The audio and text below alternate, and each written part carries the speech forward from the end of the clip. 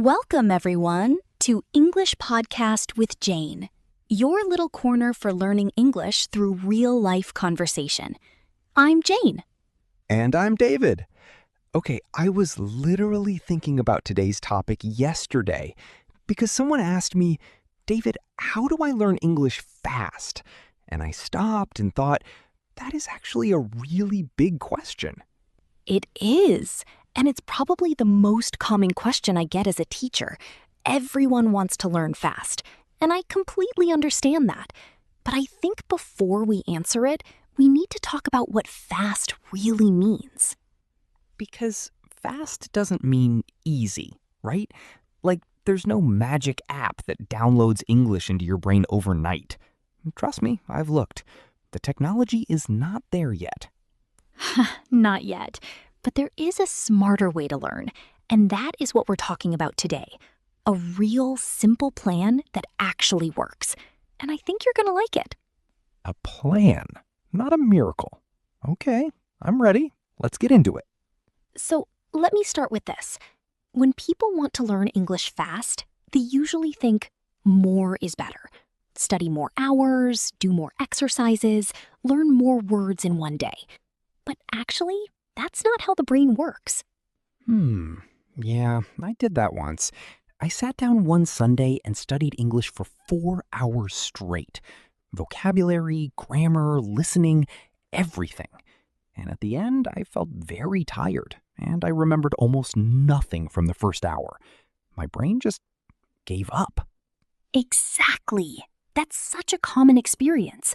And the reason is, the brain is like a muscle. If you go to the gym and you lift very heavy weights for 4 hours, you don't get stronger faster. You get hurt. The brain needs regular, consistent practice, not one big, painful session. So 30 minutes every day is better than 4 hours once a week? That's the key idea? Yes, 30 minutes every day. Because when you study a little every day, your brain doesn't forget. It keeps the information warm. But if you stop for 6 days and then do one big session, your brain has already started to forget. You spend half the time remembering things you already knew. That is painfully accurate. Okay, so 30 minutes a day.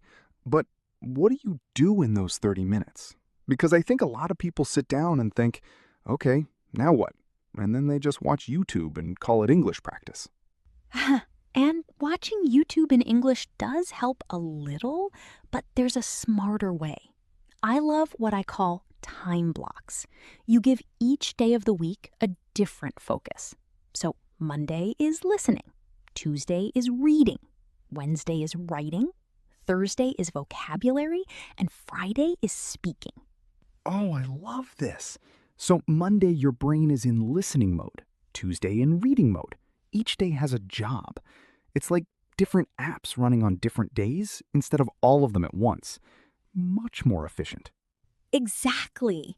And the reason this works is you avoid boredom.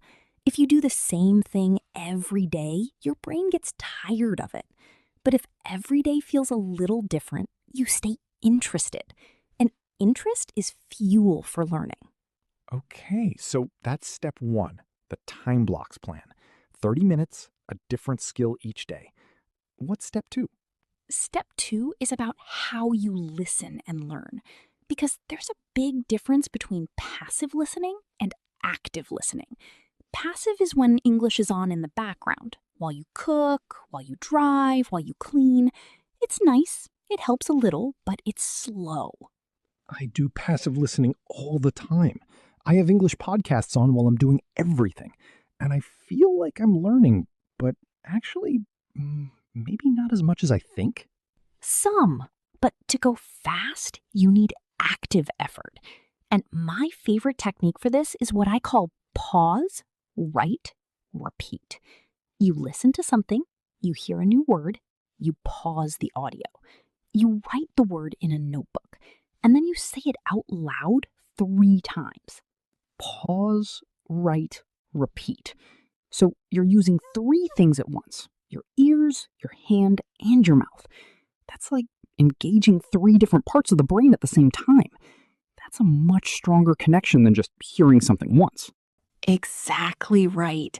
When you write something, you remember it much better than if you just hear it. And when you say it out loud, your mouth learns the shape of the word.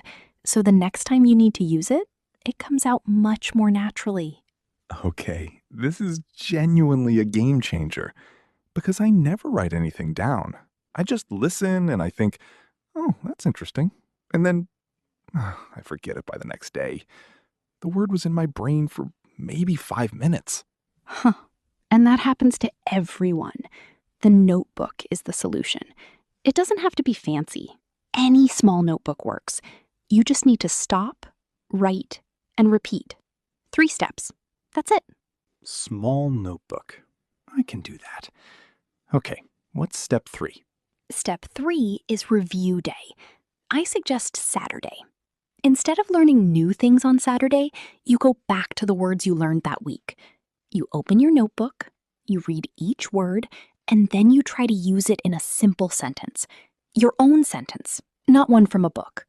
So on Saturday, you're not adding new information, you're making the old information stronger. Like, you're not building new walls, you're making the current walls thicker, reinforcing the structure. Perfect way to put it. Because here's the problem. Most learners learn a word on Monday, and by Friday they've forgotten it. But if you review it on Saturday and use it in a sentence, it moves from your short-term memory to your long-term memory. It stays. Using the word in your own sentence. That's the key part, right? Not just reading it again. Actually making something with it. Yes, because when you create something, even a simple sentence like, I feel nervous when I speak English, your brain says, okay, this word is useful. I need to keep it. Reading a word is passive. Using it is active. And active always wins.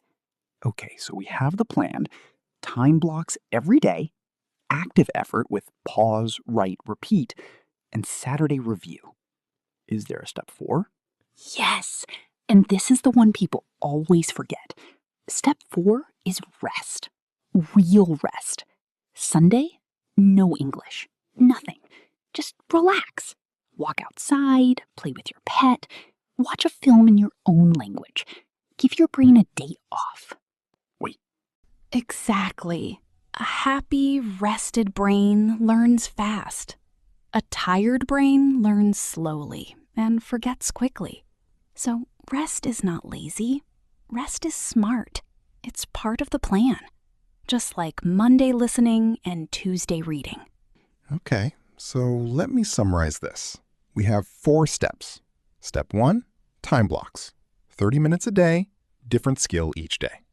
Step 2, active effort. Pause, write, repeat with a notebook.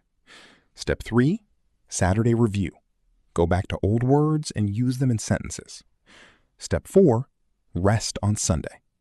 That's the plan. That is the plan. Simple, clear, and it really works.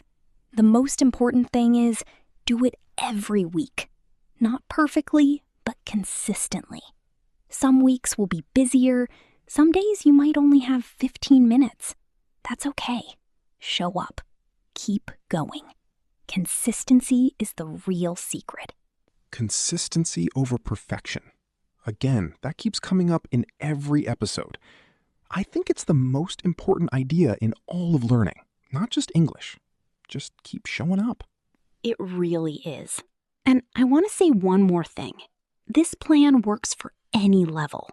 If you're a beginner, your 30 minutes might look different from someone at a higher level, but the structure is the same. Plan, effort, review, rest. Those 4 things never change. Okay, and now, word of the day. 5 words from today's episode, all at A2, B1 level. All very useful for talking about studying and learning. 5 words. And I feel like I need all of these in my life, not just in English. Let's go. Word number 1, consistent. If you are consistent, you do something regularly, again and again, without stopping. For example, the best way to learn English is to be consistent.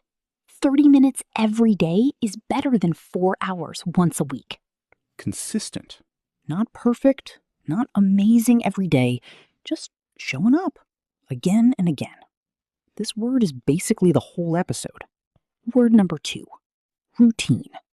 A routine is a set of actions you do regularly, in the same order. For example,